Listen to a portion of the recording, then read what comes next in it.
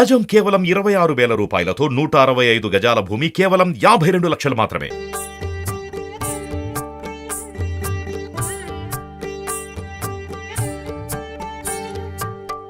నమస్కారం. రామాయణ కథ వింటున్నాం. విశ్వామిత్రుడు బ్రహ్మర్షి అయిన కథాక్రమంలో ఉన్నాం. మహర్షిత్వాన్ని పొందిన తర్వాత విశ్వామిత్రుడు మరింత తపస్సు ఉధృతంగా చేశాడు. అయితే ఈయన మౌనంగా గాలి కూడా పీల్చకుండా నిరాహారంగా వాయువు కూడా లేకుండా ఉండేసరికి తలలో ఇంచి వచ్చిన సెగలు, ఆ సెగల వేడికి దేవతలు మూర్ఛిల్లారు. వాళ్ళంతా పరిగెత్తుకుంటూ వెళ్ళారు బ్రహ్మదేవుడి దగ్గరికి. ఇతని తపస్సు, విశ్వామిత్రుడి తపస్సుకి రోజు రోజుకి ఉధృతమైపోతుంది కానీ తగ్గటం లేదు. అతన్ని ఏ ప్రలోభాలు లొంగదీయలేకపోతున్నాయి. అతని తపోగ్నితోటి లోకాలన్నీ తాపం చెందుతున్నాయి.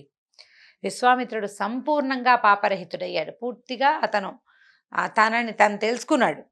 నువ్వు ఇంకా ఆలస్యం చేస్తే లోకాలన్నీ దగ్ధమైపోతాయి. ఇప్పటికే దిక్కులు వేడెక్కిపోయినాయి, సముద్రాలన్నీ క్షోభిల్లుతున్నాయి, పర్వతాలు కరిగి నీరై ప్రవహించేస్తున్నాయి, భూమి కంపిస్తోంది, వాయుదేవుడు స్తంభించిపోయాడు, జనులంతా నాస్తికులయ్యే ప్రమాదంలోకి వచ్చేసింది స్వామి, కాబట్టి నువ్వేదైనా చేయమన్నారు. అప్పుడు బ్రహ్మదేవుడు వచ్చి ఏం చెప్పాడు? మహర్షి స్వాగతం అన్నాడు. బ్రహ్మర్షి అన్నాడు, నీ తపస్సుకు సంతోషించాను. పట్టిన పట్టు విడవక కఠోర తపస్సు చేసి బ్రాహ్మణత్వాన్ని పొందావు, నిన్ను అభినందిస్తున్నాను అన్నాడు. దీర్ఘాయువుని ప్రసాదిస్తున్నాను, మరుద్గుణాలకి నాథుడుగా ఉండు, స్వస్థచిత్తుడివై సుఖంగా ఉండమని బ్రహ్మదేవుడు ఈయన్ని ఆశీర్వదించాడు. అయితే ఈయన ఏమన్నాడంటే, దీర్ఘాయువుని బ్రాహ్మణత్వాన్ని ఇచ్చావు తండ్రి, నీకు కృతజ్ఞుడన్నాడు. విశ్వామిత్రుడు ఏం చెప్తున్నాడంటే, నేను ఓంకారాన్ని, వషట్కారము, వేదాలను నా స్వాధీనంలో ఉంచుకోవటమే కాకుండా ఇతరులకు ఉపదేశించేటట్టుగాను యజ్ఞయాగాదులు చేయించడానికి కూడా నాకు అధికారాన్ని ఇవ్వమని అడిగాడు. తర్వాత బ్రాహ్మణ విద్య ఎందు, క్షత్రియ విద్యలందు కూడా శ్రేష్ఠుడైన బ్రహ్మర్షి వశిష్ఠుడు నన్ను బ్రహ్మర్షి అని పిలవాలి, నాకు గనక ఈ శ్రేష్టమైన వరాలు నువ్వు ఇస్తే నేను ఈ తపస్సు విరమిస్తానన్నాడు. అనేసరికల్లా అప్పుడు ఏం చేశారు, దేవతలంతా గబగబా వెళ్ళి వశిష్ఠ మహర్షిని స్వయంగా తీసుకొస్తే వశిష్ఠ మహర్షి విశ్వామిత్రుడిని సాదరంగా కౌగిలించుకుని ఓ బ్రహ్మర్షి అని పిలిచాడు. అప్పుడు దేవతలందరూ కూడా ఏమన్నారంటే, నువ్వు బ్రహ్మర్షివే, నీకు అన్నీ సమకూడతాయి, నువ్వు ఏదంటే అది జరుగుతుందని ఈయన్ని దీవించి స్వస్థలాలకి వెళ్ళిపోయారు. ఆ రకంగా విశ్వామిత్రుడు మునులలో శ్రేష్ఠుడు. స్వతహాగా క్షత్రియుడైనప్పటికీ బ్రాహ్మణ్యాన్ని సాధించి చివరికి బ్రహ్మర్షిగా స్థిరపడ్డాడనమాట. ఆయన మూర్తి భవించిన ధర్మపరుడు, ధైర్య సాహసాలు కలిగినటువంటి మహావీరుడు కూడా ఆయన. ఎక్కడ యుద్ధంతో కూడా ఆయన ఎక్కడ జంకలేదన్నమాట. కాబట్టి ఇదంతా చెప్పుకున్నారు. చెప్పేసరికల్లా జనక మహారాజు, ఇది ఎవరు చెప్పారు? శతానందుడు రామలక్ష్మణులిద్దరికీ ఈ కథ అంతా, మీకు గురువుగా భావిస్తున్న విశ్వామిత్రుడు సామాన్యుడు కాదు, మీకు ఇప్పటికి ఆయన ఎన్నో కథలు చెప్పాడు, ఆయన కథని మీకు చెప్పే భాగ్యం నాకు లభించిందని. విశ్వామిత్రుడు ఇంత అద్భుతమైన చరిత్ర కలిగినవాడు, ఇంత తపశ్శక్తి ఉంది, ఇన్ని విధాల ఈయన ప్రయత్నం చేసి బ్రహ్మర్షి అయ్యాడని ఈ కథ అంతా సాకల్యంగా ఈ శతానందుల వారే వీళ్ళకి తెలియజేసేటువంటి రాజకుమారులిద్దరికి. అప్పుడు జనక మహారాజు అన్నాడు, నేను ధన్యుణ్ణయ్యాను మునిపుంగవ, నీ దర్శనం చేసి పవిత్రుణ్ణయ్యాను, నువ్వు మా నగరంలోకి ప్రవేశించావు, నిశ్చయంగా మా ప్రజలందరికీ లాభం చేకూరుతుంది, నీలాంటి తపోధన సంపన్నుడు ఇట్లా మా రాజ్యంలోకి ప్రవేశించడమే మా యొక్క సుకృతం అని చాలా నమస్కారం చేశాడనమాట. నీ చరిత్ర అంతా మాకు సవివరంగా తెలియజేసిన శతానందుడికి ఎన్నో కృతజ్ఞతలు చెప్పుకున్నారు. ఆ యజ్ఞశాలలో ఇవి చెప్పబడింది. యజ్ఞానికి వచ్చినటువంటి విజ్ఞులు, పెద్దలు అందరూ కూడా విన్నారనమాట. అందరూ వింటుండగానే ఈ కథ అంతా జరిగింది. నీ గుణాలు, నీ బలము ఇతరులతోటి పోల్చి చెప్పలేం, నీకు నువ్వే సాటి, నీలాంటి వాడివి నువ్వేనన్నారు. ఎంత చరిత్ర, నీ చరిత్ర విన్నా కూడా ఇంకా విందామనే ఉంది, ఇంకా నువ్వేం సాధించావో తెలుసుకుందామనే ఉంది. సరే, సాయంకాలం అనుష్ఠానాలకు సెలవు మించిపోతుంది, నువ్వేం చేస్తావంటే రేపు పొద్దునే ఈ రామలక్ష్మణుని వెంట పెట్టుకుని నా అంతఃపురానికి తీసుకురమ్మని చెప్పేసి ఎవరి దారిన వాళ్ళు అక్కడున్న ఉపాధ్యాయులు, ఋత్వికులు, బ్రాహ్మణులు విశ్వామిత్రుడికి ప్రదక్షిణ నమస్కారాలు చేసి రామలక్ష్మణుని చాలా అభినందించారు. మీకు ఎంత అదృష్టవంతులు, ఇలాంటి గురువు మీకు లభించాడు, ఇలాంటి మార్గదర్శకుడు లభించాడని చాలా అభినందించారు. సరే, మర్నాడు ఏమైందో చూడండి. ప్రాతకాలం అయింది, పొద్దునే జనక మహారాజు అనుష్ఠానాలన్నీ ముగించుకుని సకల రాజమర్యాదలతోటి విశ్వామిత్రుణ్ణి, రామలక్ష్మణులని తన యజ్ఞవాటికకి ఆహ్వానించాడు. ఎక్కడైతే ఆయన యజ్ఞం చేస్తున్నాడో అక్కడికి రమ్మన్నాడు. వీళ్ళందరినీ, వచ్చిన వాళ్ళని యథావిధిగా పూజించి అర్ఘ్యపాద్యాదులు ఇచ్చి ఆసనాదులు ఇచ్చి కూర్చోబెట్టాడు. అప్పుడు జనక రాజర్షి ఏం చెప్తున్నాడంటే, విశ్వామిత్ర మహర్షి, నీకు ఇదే స్వాగతం, నువ్వు ఏం చేయమంటే అది చేస్తా, నువ్వు దేనికోసం వచ్చావు, నేను సేవించడానికి నేను సదా సిద్ధంగా ఉన్నాను అని అడిగాడు. అడిగేసరికల్లా అప్పుడు విశ్వామిత్రుడు ఏమన్నాడంటే, రాజా, వీరిద్దరూ ఈ అబ్బాయిలు దశరథ మహారాజు కుమారులు రామలక్ష్మణులు, క్షత్రియులు, లోక ప్రఖ్యాతిగాంచిన జగదేక వీరులు. వీళ్ళు నీ శ్రేష్టమైన శివధనుసుని చూడాలని అనుకుంటున్నారు. నీకు సర్వశుభాలు చేకూరుతాయి. నీ ధనుసు చూసి వచ్చిన పని ముగించుకుని తిరిగి వెళ్ళిపోతాం. అబ్బాయిలు ఇద్దరికి ధనస్సు చూపించమని చెప్పారు. మామూలుగా మనం సీతా స్వయంవరం వాక్యాలు వింటుంటాం. ఏదో స్వయంవర వేదిక, వచ్చిన వాళ్ళందరూ ప్రయత్నం చేశారు, రాముడు కూడా ప్రయత్నం చేశాడు, సీత వరమాల పట్టుకొచ్చి మెడలో వేయటం. మనం ఇలాంటి వృత్తాంతాల్ని నాటకాలుగా, చలనచిత్రాలుగా చాలా చూసాం. రామాయణంలో అట్లా చెప్పబడలేదు. సీతాదేవికి స్వయంవరం ప్రకటించలేదు. సీతది స్వయంవరం కాదు. ఆమె తండ్రి నిశ్చయించిన వివాహాన్నే చేసుకుంది. స్వయంవర కన్యక కాదు ఆవిడ. స్వయంవరం అనే కథ అసలు వేరే. కాకపోతే ఆమెని ఇప్పుడు వివాహం చేసుకున్నాడు కాబట్టి ఇలా సీతా స్వయంవరం అన్న వాక్యం వచ్చింది. కానీ సీతాదేవికి స్వయంవరమే లేదు. తండ్రి నిర్ధారించిన పెళ్ళే చేసుకుంది అక్షరాల ఆవిడ. దానికి రామాయణమే ప్రబల సాక్ష్యం. మనం ఏంటంటే చక్కగా కనపడడానికి, చూడంగానే ఆ సీను మన మనసుకి హత్తుకోవటం కోసం ఏర్పరచబడిన రకరకాల నాటకాల ద్వారా, తర్వాత సినిమాల ద్వారా మనం అలాంటి ధోరణిలోకి వెళ్ళాం. నిజానికి అట్లా జరగలేదట. ఏం జరిగిందో చూడండి. అప్పుడు ఏం చెప్తున్నారంటే శివధనుస్సు గురించి చెప్తున్నాడు జనకరాజర్షి. ఇప్పుడు ఈ అబ్బాయిలిద్దరికి శివధనుస్సు సంగతి ఎవరు చెప్పారు? రామలక్ష్మణులకి. ఈ విశ్వామిత్ర మహర్షి ఆశ్రమంలో మారీచ సుబాహుల్ని వధించిన తర్వాత అక్కడున్న తాపసులంతా, ఋషులంతా మేము జనకరాజు ఏదో యజ్ఞం చేస్తున్నాడు, మేము యజ్ఞం చూడడానికి వెళ్తున్నాము, ఆయన దగ్గర ఒక మహాద్భుతమైన శివధను అనే ధనుస్సు ఉంది, శివుడిది ఆ విల్లు, మీరు కూడా మాతో పాటు వస్తే ఆ యజ్ఞము చూసి ఆ మహాద్భుతమైన విల్లును చూద్దురు కానీ, అది క్షత్రియులు చూడవలసినది అని చెప్పారు. వీళ్ళు అది చూడడానికి వచ్చారు. ఇక్కడ వివాహపు స్వయంవరానికి దానికి రాల, యజ్ఞం చూడడం, ఆ తర్వాత దాన్ని ఆ శివధనుస్సును చూడడం చెప్పేసరికల్లా ఈయన ఏం చెప్పాడంటే శివధనుస్సు యొక్క వృత్తాంతాన్ని చెప్తానన్నాడు. పూర్వం దక్షయజ్ఞం ధ్వంసం చేస్తూ కోపించినటువంటి శివభగవానుడు దేవతలతో ఇట్లా అన్నట్టు, ఏమని, మీరు యజ్ఞంలో నాకు చెందవలసిన హవిస్సులు చెందకుండా చేశారు కాబట్టి ధనస్సుతో మీ శిరస్సులు తుంచేస్తానన్నట్టు. పెద్ద ధనస్సు ఉంది ఆయన చేతిలో, మీ మెడలు విరిచేస్తానన్నాడు. దేవతలంతా భయపడ్డారు, బతిమలాడారు, మమ్మల్ని వదిలేయమన్నారు. అప్పుడు కనికరించి వదిలిపెట్టాడు. కనికరిస్తూ ఏం చేశాడు, ఆ ధనస్సును ఇచ్చేసేట వాళ్ళకి. ఆ ఉద్రేకంలో ఆయన ఏం చేస్తున్నాడో ఆయనకే తెలియదు.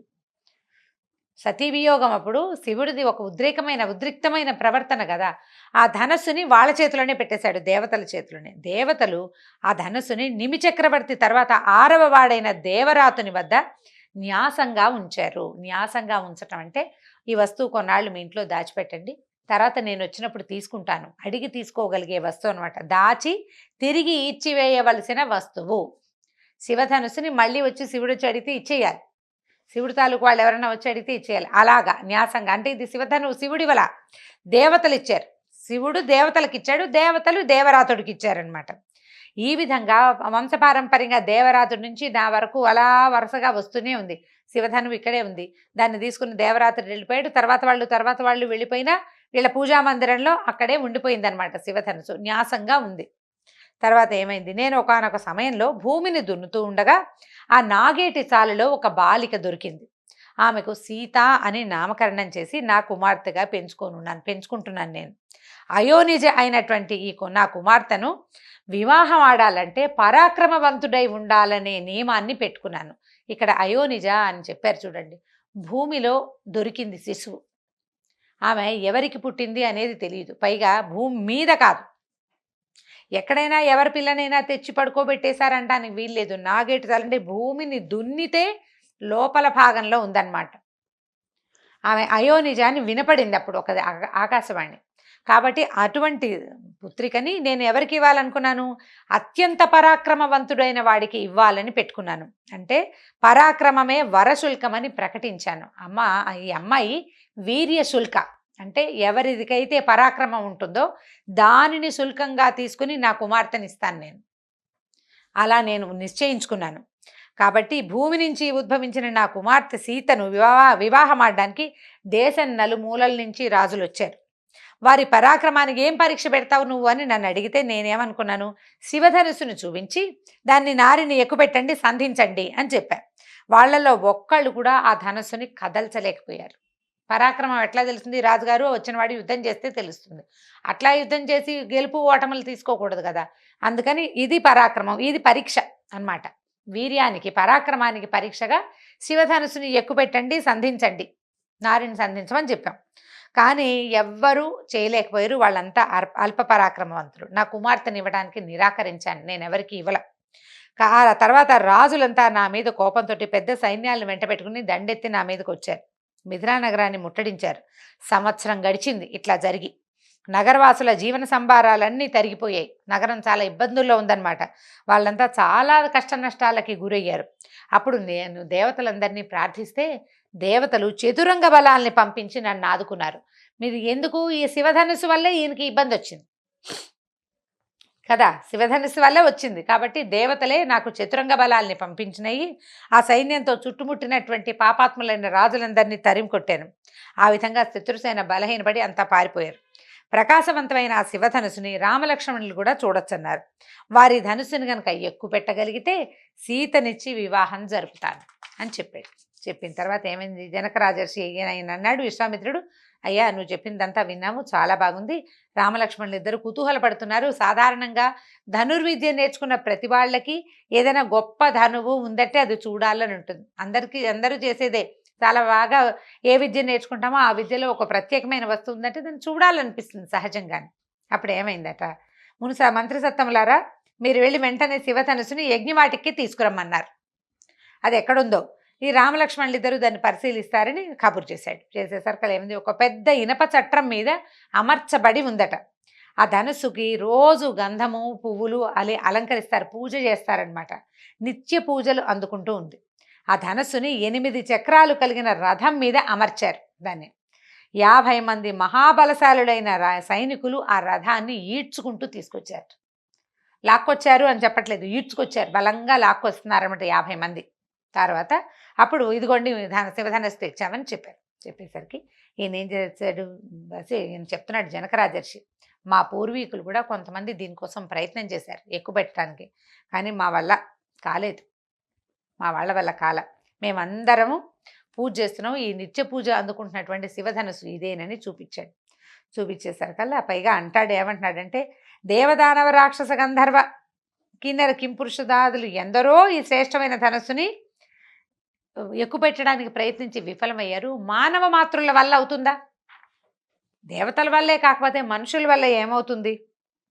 కాబట్టి ఇదిగోండి ధనుస్సు తెచ్చాము, చూపించమన్నారు. రామ, ఈ ధనస్సును చూసిరా నాయన అని చెప్పాడు. ఆయన ఆసనం నుంచి లేవల, తన పక్కన ఉన్న రాముడిని వెళ్ళి చూసిరమ్మన్నాడు అనమాట. అప్పుడు ఏమైందో చూడండి. ఈ చెప్తున్నాడు రాముడు, ఇప్పుడే ఆ శ్రేష్టమైన ధనుస్సుని చేత్తో ఎత్తుతాను, దాన్ని కదల్చడానికి వీలైతే ఎక్కువ పెడతాను అని చెప్పాడు రాముడు. ఒకటే వాక్యం, ఎత్తుతాను, వీలైతే ఎక్కువ పెడతాను అన్నాడు. సరే చేయమన్నాడు విశ్వామిత్రుడు. అలాగే నాయన అన్నాడు. ఈ రఘునందనుడు అక్కడ చాలామంది యజ్ఞవాటికలో ఎందరో ఉన్నారు. యజ్ఞం జరుగుతుంటుంది కదా, చాలామంది ఉంటారు, వేల మంది వ్యక్తులు ఉన్నారు అక్కడ. ఈయన ఏం చేశాడు? వెళ్ళి ఈ రాముడు ఆ ధనస్సుని లేపాడు. అమాంతం లేచి వచ్చేసింది పైకి అనాయాసంగా. ఏమి కష్టపడి మరి పళ్ళ బిగవని చేయలేదు. తేలికగా తను రోజు ధనుస్సుని ఎంత సునాయాసంగా తీస్తాడో అంత సునాయాసంగా, ఎటువంటి ఆయాసము హైరానా లేకుండానే ఆ ధనస్సుని పైకి ఎత్తి పట్టుకున్నాడు. ఎత్తి పట్టుకున్నాక ఏమైంది? నారిని కట్టాడు. ధనస్సుని తాడు లాగి కట్టిన తర్వాత ఏం చేశాడు? సంధించి లాగాలి దాన్ని, ఇట్లా గట్టిగా లాగాలి. ఆ లాగేసరికల్లా ఏమైంది? ఆకర్ణాంతము లాగాడట. ధనస్సుని ఏదైనా ఒక బాణం ఎక్కించి లాగాలంటే దాన్ని ఇక్కడ లాగితే కుదరదు. ధనస్సుని పొడుగ్గా ముందుకు పట్టుకుని ఇక్కడున్న అల్లెత్రాటిని చెవిదాకా ఇట్లా వెనకదాకా లాగాలి. ఆకర్ణాంతం లాగితేనే కరెక్ట్గా వెళ్తుంది. ఈ లాగేసరికి ధనస్సు పెళ్ళుమని మధ్యలోకి విరిగిపోయిందట. మధ్యకి ముక్క అయిపోయింది.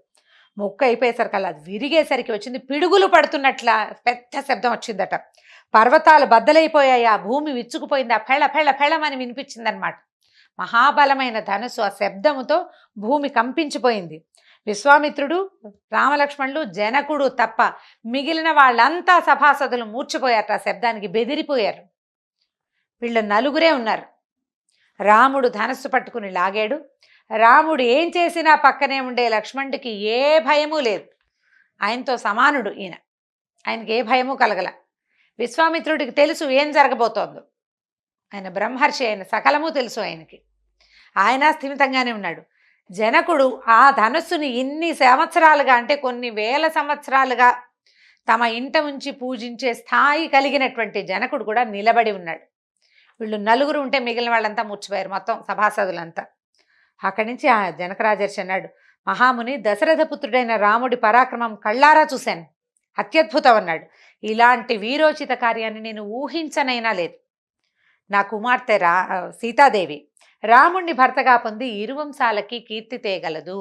ఒక్క వాక్యంతో నా కూతుర్ని ఈ రాముడికిచ్చి పెళ్లి చేస్తాను అని మాట చెప్పేశాడు. అక్కడి నుంచి నా కుమార్తెని చెప్తున్నాడనమాట. వివాహం ఆడదలిచిన వాళ్ళు వాళ్ళ పరాక్రమాన్నే నాకు శుల్కంగా చెల్లించాలంటే కన్యాశుల్కం లాగా చెల్లించవలసిన శుల్కం ఏమిటి? వాళ్ళ పరాక్రమమే, వీర్య శుల్క అని చెప్తారు. అమ్మాయిని, ఆ కన్యని శుల్కంగా చెల్లించాలని ప్రకటించాను. నా ప్రతిజ్ఞ సత్యమైంది. నేను ఏది కోరుకున్నానో అది జరిగింది. నా ప్రాణాలతో సమానురాలైన నా సీతను ఈ రామునికిచ్చి వివాహం చేస్తాను అన్నాడు. ఆజ్ఞాపించమన్నాడు. ఆజ్ఞాపించు, ఇప్పుడే నా మంత్రుల్ని అయోధ్యకు పంపిస్తాను, అంతా శుభం అవుతుంది. ఈ శివధనుర్భంగ వృత్తాంతం అంతా నా మంత్రులు దశరథ మహారాజుకు వివరంగా చెప్తారు. తర్వాత రామలక్ష్మణులు విశ్వామిత్రుని రక్షణలో క్షేమంగా నా దగ్గర ఉన్నారని తెలుసుకుంటారు. దశరథ మహారాజు ఈ మిథిలా నగరానికి గౌరవ లాంఛనాలతో ఆయన్ని తీసుకొస్తాము. నువ్వు ఆజ్ఞాపించు, నీ ఆజ్ఞ కోసమే ఈ మిథిలాధిపతి ఎదురు చూస్తున్నాడు అన్నాడు. అంటే ఇంత మా పిల్లని ఇస్తానన్నప్పుడు ఆయన ఒప్పుకోవాలి కదా. గురువు వివాహానికి రాలేదు, మేము చేసుకోమని ఆయన తిరగబెడితే చేయగలిగేదేం లేదు. ఇలా చెప్పాడనమాట. మర్యాదగా తను ఏ వాక్యాలు మాట్లాడాలో అదే మాట్లాడేటట జనకరాజు. మాట్లాడేసరికి శుభం భూయాత్ అన్నాడు విశ్వామిత్రుడు. అట్లాగే జరుగుగాక అన్నాడు. ఇదే జరగాల్సింది అని వెంటనే జనక మహారాజు మంత్రుల్ని, బ్రాహ్మణోత్తముల్ని, దశరథుణ్ణి ఆహ్వానించడానికి అయోధ్యకి పంపించాడు. వాళ్ళు చాలా గొప్పగా పరిగెత్తేవి ఉత్తమాశ్వాల్ని ఎక్కి 4 రోజుల్లోనే అక్కడికి వెళ్ళిపోయారు. వెళ్ళిన తర్వాత ఎట్లా దశరథ మహారాజు సపరివారంగా వచ్చాడు, ఏ రకంగా సీతారామ కళ్యాణాన్ని జరిపించారో వచ్చే భాగంలో తెలుసుకుందాం. నమస్కారం.